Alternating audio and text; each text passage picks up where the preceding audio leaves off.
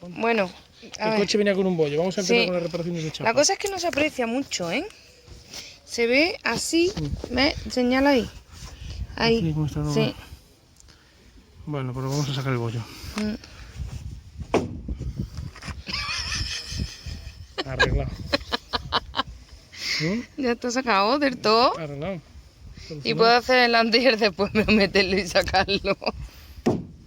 No, mira. Así estaba antes. Muy Esto bien. es calidad. Calidad española. Estos coches de antes, Seat. ¿eh?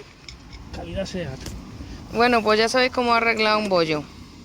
Mira, y no se le nota nada en la pintura ni nada, ¿eh? Una maravilla.